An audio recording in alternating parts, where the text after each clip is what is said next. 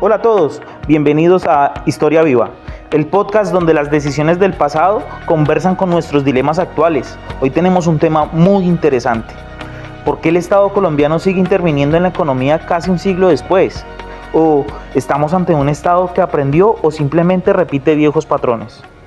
Sí, suena serio, pero les prometo que hoy no vamos a dormir a nadie.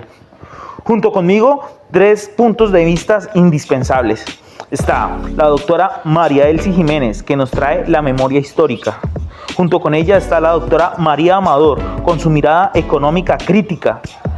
Y junto a ella está la estudiante Tatiana Lotero, que representa a quienes heredarán estas políticas.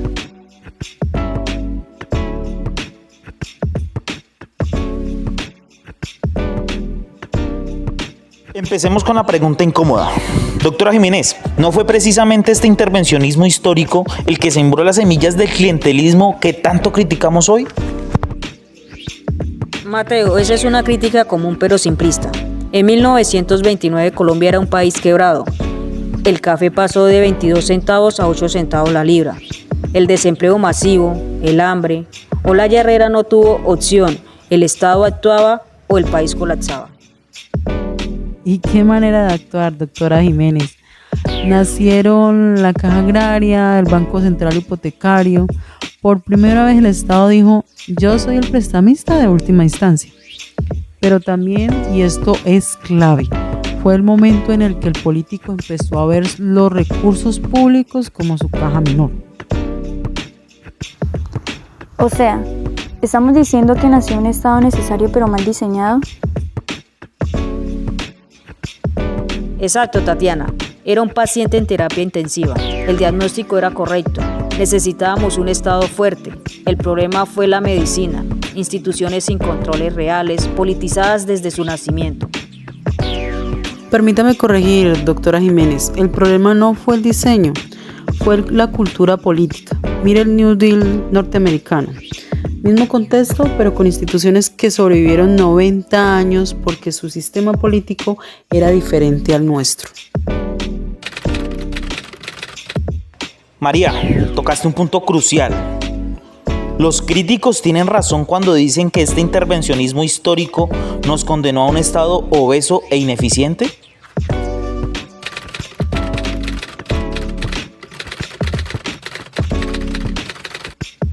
López fue un revolucionario. Su revolución en marcha no solo fue un eslogan. La reforma tributaria de 1935 dijo por primera vez, quien tiene más, paga más. La ley 200 de 1936 desafió a los terratenientes. La tierra es para quien la trabaja. Revolucionario sí, pero ¿a qué costo? Esas reformas generaron tal resistencia que terratenientes, iglesias, élites, todos se sintieron atacados. ¿Valía la pena el costo social? Hoy vemos lo mismo. Cada reforma tributaria genera una guerra política. ¿Estamos condenados a repetir esos conflictos cada vez que el Estado quiere ser más justo? La diferencia es que López actuaba en una emergencia nacional. Hoy a veces parece que legislamos por inercia, sin esa urgencia transformadora. María Elsie, ¿no idealizamos demasiado a López? Porque la realidad es que muchas de sus reformas quedaron en el papel por la feroz oposición. Pero plantó la bandera. Por primera vez un gobierno dijo, la educación es secular. La tierra tiene función social, los trabajadores tienen derecho y eso no se borra.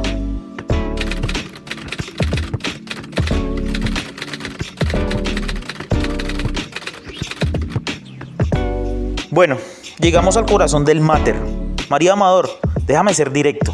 ¿El intervencionismo estatal es la solución o el problema? Mateo, pues depende. El problema es cómo intervenimos. Un Estado que subsidia la gasolina indiscriminadamente crea distorsiones, pero un Estado que abandona a los pobres en una pandemia es inmoral. La clave está en la calidad de la intervención. Desde mi generación vemos un Estado que quiere controlarlo todo, pero no es capaz de hacer bien lo básico, como la justicia, la educación y la seguridad. ¿Por qué insistir y confiar en que va a manejar bien cosas mucho más complejas? Porque no tenemos opción. Durante el paro nacional del 2021, ¿quién terminó mediando? El Estado. En la pandemia, ¿quién distribuyó las ayudas? El Estado. El mercado no va a construir equidad regional, ni va a proteger al pequeño agricultor. Claro, doctora Jiménez, pero tampoco podemos depender solo del Estado. El mercado bien regulado puede crear más prosperidad. El 80% de los empleos los crea el sector privado. Nuestro error es pensar que Estado y mercado son enemigos, cuando deberían de ser un complemento.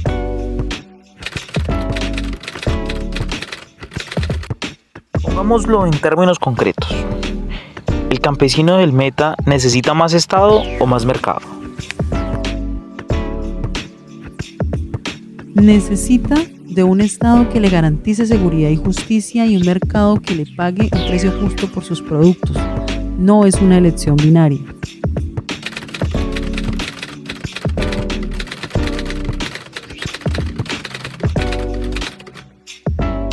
Tatiana, desde tu punto de vista, las discusiones de reforma tributaria, reforma laboral, subsidios, ¿se sienten como historia repetida? Totalmente. Cuando escucho a mis profesores y a los políticos debatir, es como si estuviéramos en los años 30 pero con iPhone. Son los mismos debates, más impuestos a los ricos, reformas agrarias, derechos laborales. Da una sensación de estancamiento abrumadora.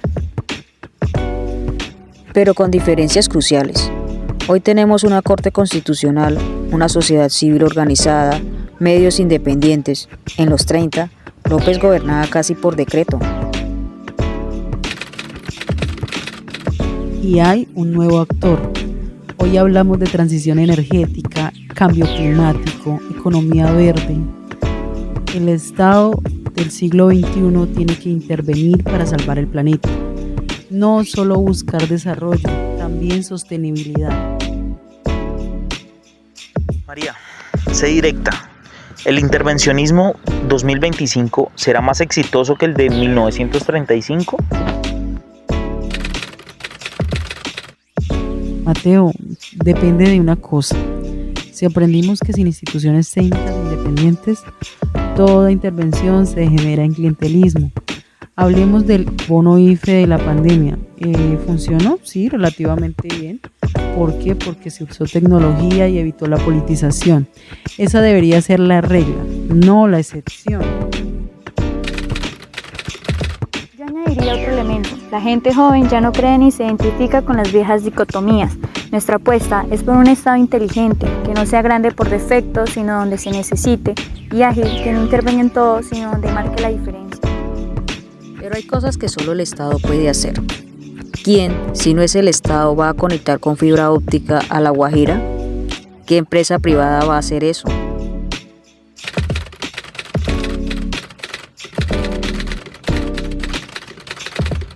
En este tiempo, hemos visto cómo el fantasma de los años 30 sigue entre nosotros.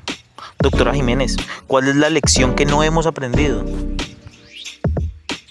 Que un Estado sin controles se corrompe, pero un Estado débil nos abandona a los poderosos de siempre. ¿Puedo añadir, Mateo, que no podemos utilizar las herramientas del siglo XX para los problemas del siglo XXI? Necesitamos un Estado plataforma, no un Estado patrón. Desde mi generación, esperamos que el Estado deje de ser visto tanto como el problema como la única solución, que en cambio se convierta en un facilitador para que nosotros creemos las soluciones.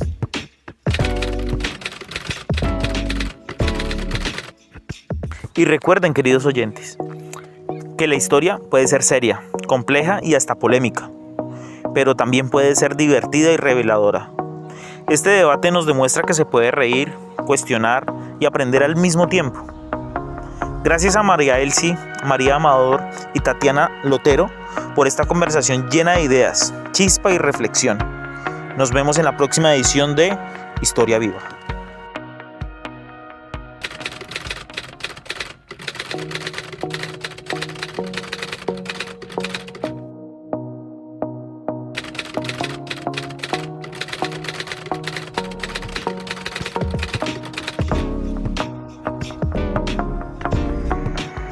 Bienvenidos nuevamente a Historia Viva. En el episodio anterior analizamos los orígenes del intervencionismo colombiano y cómo las decisiones de los años 30 todavía nos persiguen. Hoy queremos dar un paso más.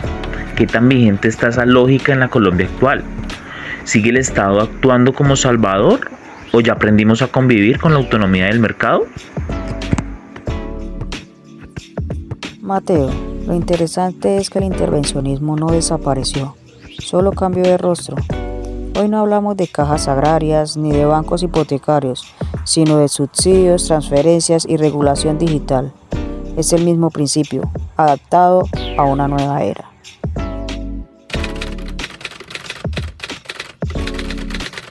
Exacto, el Estado moderno interviene a través de datos, impuestos, algoritmos y programas focalizados, pero el dilema es el mismo. ¿Hasta dónde interviene sin frenar la innovación? Y también sin crear dependencia, porque mi generación creció en medio de ayudas estatales, pero pocas oportunidades sostenibles. Un joven puede recibir un subsidio temporal, pero no un empleo digno. Muy cierto, Tatiana.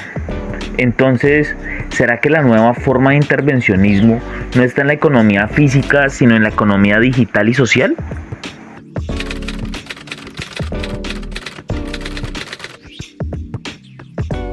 Totalmente. Hoy el Estado regula plataformas, controla información y decide qué sectores son estratégicos. Eso es el intervencionismo del siglo XXI, aunque no se llame así.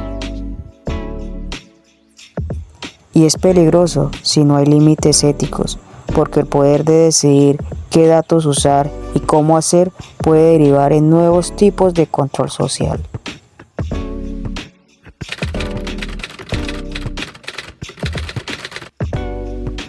Pero también puede ser una oportunidad. Un Estado digital podría ser más transparente, más rápido y menos corrupto si se usa bien la tecnología. Entonces no se trata de intervenir menos, sino de intervenir mejor. Tú lo has dicho, Mateo. Necesitamos un intervencionismo inteligente, que no sustituya al ciudadano, sino que lo empodere. El Estado debería crear condiciones, no dependencia.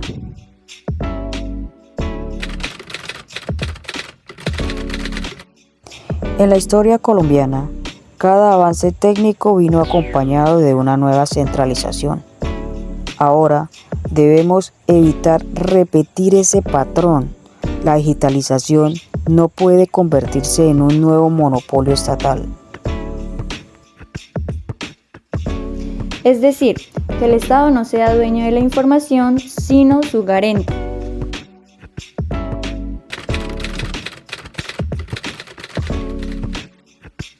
Me gusta esa idea. Un Estado que custodiaba los datos como antes custodiaba los recursos naturales. Los datos son el nuevo petróleo, y si no hay regulación clara, ese petróleo se lo quedan las grandes corporaciones. En ese sentido, el intervencionismo digital es una nueva forma moderna de soberanía.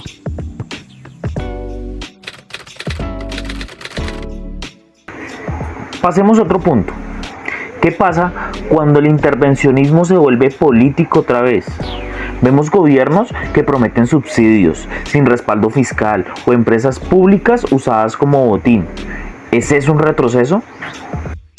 Mateo, cuando las políticas públicas se diseñan para ganar elecciones y no para resolver problemas, estamos repitiendo el siglo XX, con nuevos nombres, obviamente.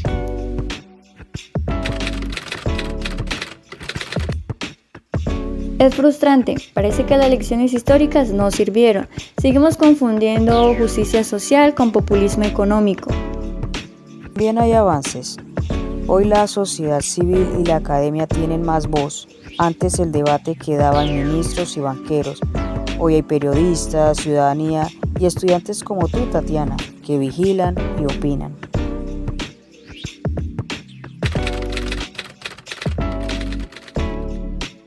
Eso cambia el equilibrio.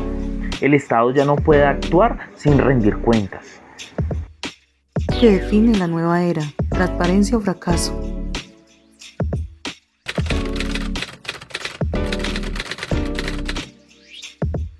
Hablando de eso, ¿creen que la educación económica debería ser obligatoria desde el colegio?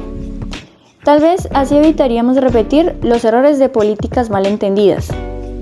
Completamente. Un pueblo que no comprende la economía es un pueblo fácil de manipular. La historia del intervencionalismo colombiano también es la historia del desconocimiento ciudadano.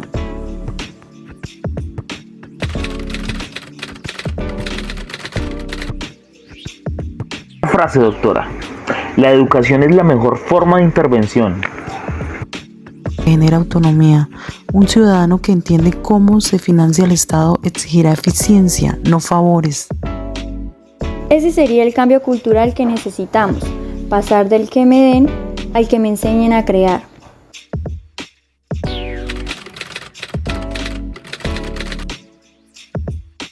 Bueno, vamos cerrando este bloque con una pregunta. ¿Cómo se ve el intervencionismo del futuro? Se verá como un ecosistema, un Estado que no absorbe sino que coordina, que impulsa la innovación sin aplastarla. Y que entiende que la equidad no se impone por decreto, se construye con instituciones y memoria. Y con participación, porque sin ciudadanía activa cualquier modelo termina concentrando el poder.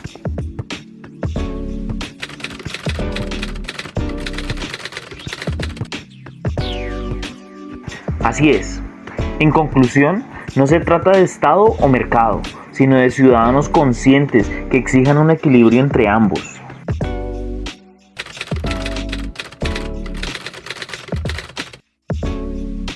Gracias por acompañarnos en esta segunda parte de Historia Viva. Recordemos que el pasado no se supera negándolo, sino aprendiéndolo. Políticas cambien, pero que las lecciones permanezcan. Y que la historia siga viva, porque sigue enseñando.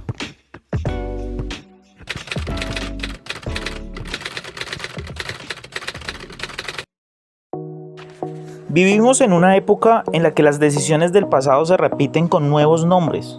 A lo largo de la historia de Colombia, el intervencionismo ha sido una respuesta recurrente frente al miedo. El miedo a la pobreza, el colapso, a la desigualdad, pero también ha sido un espejo que refleja nuestras aspiraciones más nobles.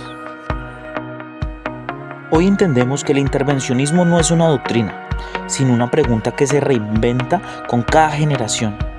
¿Hasta dónde debe llegar el Estado? ¿Y hasta dónde debemos confiar en la libertad del mercado?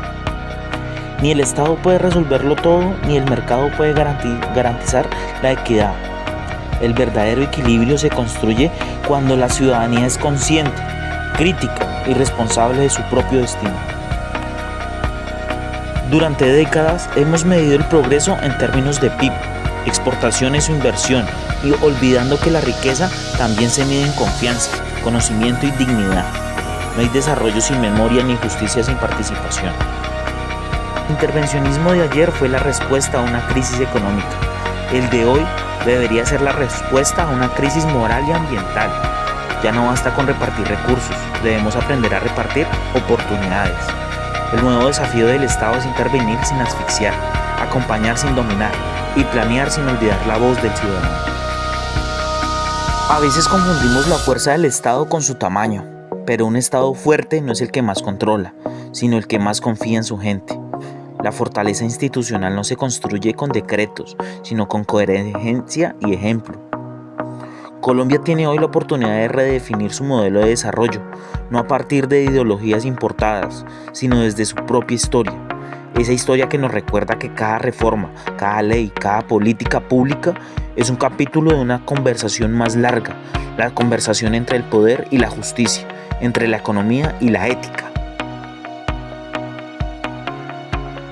La pregunta no es si el Estado debe intervenir, sino para qué y con quiénes. Un Estado que escucha, evalúa y corrige será siempre más legítimo que uno que impone. Una ciudadanía que participa activamente será siempre más libre que una que solo reclama. Hoy, más que nunca, necesitamos volver a mirar atrás sin miedo, porque la historia no está escrita para culpar, sino para comprender. Comprender que los errores del pasado no son condenas, sino advertencias. que las reformas no se miden por su audacia, sino por su permanencia, y que el futuro se construye cuando decidimos no repetir lo que sabemos que no funciona. Como generación tenemos la tarea de transformar el intervencionismo en participación, el gasto de inversión y la ayuda en empoderamiento. Cada política pública debería ser una herramienta para liberar, no para depender. Cada reforma una invitación a construir ciudadanía. El reto del siglo XXI no es más Estado o menos Estado, es mejor Estado. Uno que entienda que la prosperidad no se impone desde arriba, sino que se teje desde abajo, con educación, innovación y respeto mutuo. La historia de la administración pública en Colombia es la historia de una búsqueda constante de equilibrio. Un equilibrio entre la autoridad y la libertad, entre la justicia y la eficiencia, entre el deber y el gobernar, y el derecho de vivir en dignidad.